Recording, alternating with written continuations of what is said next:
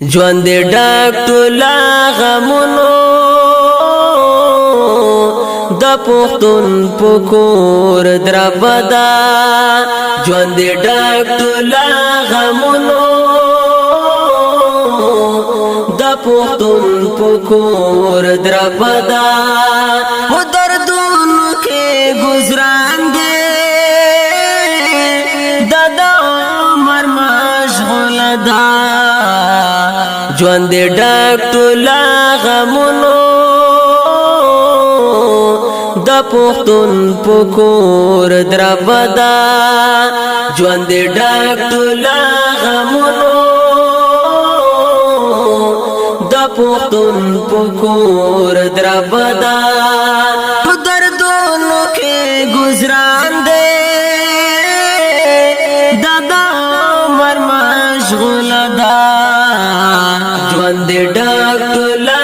غمونو د پښتون په کور دربدا مجبورای کوي هر څومره خو आवाज کولای نشو مجبورای کوي هر څومره خو आवाज کولای نشو د ظلمونو ډک داستان دې هر یو مرسی یادا د ظلمونو ډک داستان دې هر یو مرسی یادا په دردونو کې گزاران دې د عمر مشغول ده ژوند دې ډک ټوله غمونو د پښتون په کور دربدا ژوند دې ډک ټوله غمونو د پښتون په کور دربدا فریادونه او ویرونه کم تر دې حد راغلي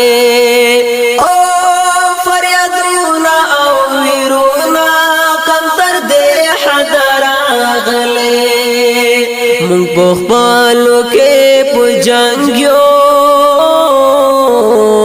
خو نړۍ په تماشا ده مونږ په خپلو کې په جنګ یو خو نړۍ په تماشا ده په دردونو کې گزاران دې د عمر مشغول ده ژوند دې ډک ټوله غمونو د پښتون په کور دربدا ژوند دې ډک ټوله غمونو د پښتون په کور دربدا پسړو کې قضاوت کړو د انصاف تما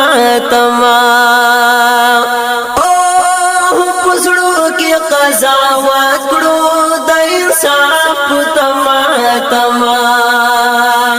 برهبرا مو مزل دې خو پخلا مکالمه دا برهبرا مو مزل دې خو پخلا مکالمه دا دردونو کې گزاران دې مشغول ده ژوند دې ډک ټوله غمونو د پښتون په کور دربدا ژوند دې ډک ټوله غمونو د پښتون په کور دربدا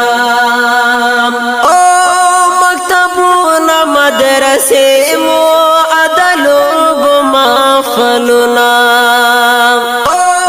مکتبونه مدرسې مو عدالو بما فلنا هر څه خاورې شول غمګینا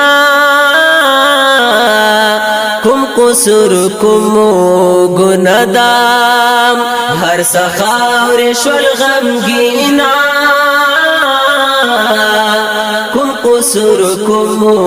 ګنادام و دردونو کې گزران دے دادا عمر مشغول دا ژوند دې ډک ټوله غمونو د پښتون پکور دربدا ژوند دې ډک ټوله غمونو د پښتون پکور دربدا